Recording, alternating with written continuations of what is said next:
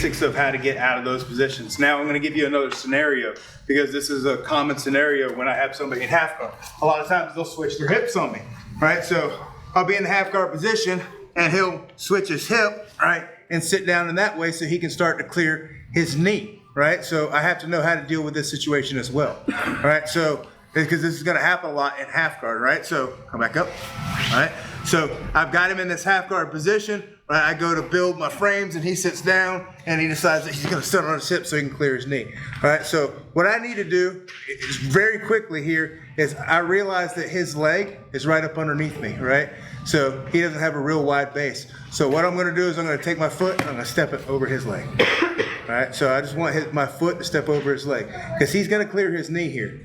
Right, so once I've got my foot stepped over his leg, all I'm going to do is roll over to the top now. Okay, so I don't need to build any frames, build any bridges or anything like that right here. Even if he back steps, he's not going to be able to stop this. Okay, so we'll show it without the back step first. Okay, I don't have to keep my legs crossed at this point. I actually need this leg on the ground to push with. Okay, I'm going to show it from the other direction as well. So now I'm just going to bridge and wind up in the top half guard position. Okay. Seems too simple, right? Yeah. Seems too simple. Yeah, right. All right?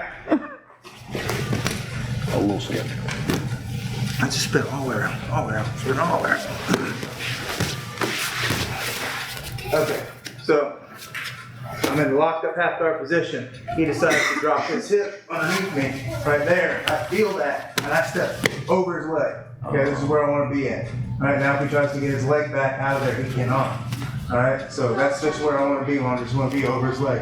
And all I'm going to do is bridge from him, right? We've tried this in several different of the half guard positions that we've been working on too. So I'm just going to bridge over, come in the top position. All right, so let's switch that up. Now look, all right, so You just try. come back over and under.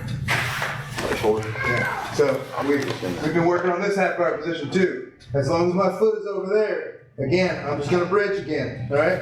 So he can't stop me from doing this back step this time. All right, I'm in a nice head and arm position at that point, all right? The third scenario in that one, he's over my shoulder, okay? So after our back, all right? Half guard. Now look, the key to this, guys, come over back in half guard first. We're done, okay? The key to this, guys, is my hip has to get close to his leg. So when I feel him drop his hip like that, see how I scooted my butt closer to him? That way I can get my leg over the leg, all right? Because if it's not close enough and I don't get it over there, then I'm going to be in trouble, right? So this time he's over my shoulder, my foot goes to the ground, bridge, and come back over on top, all right?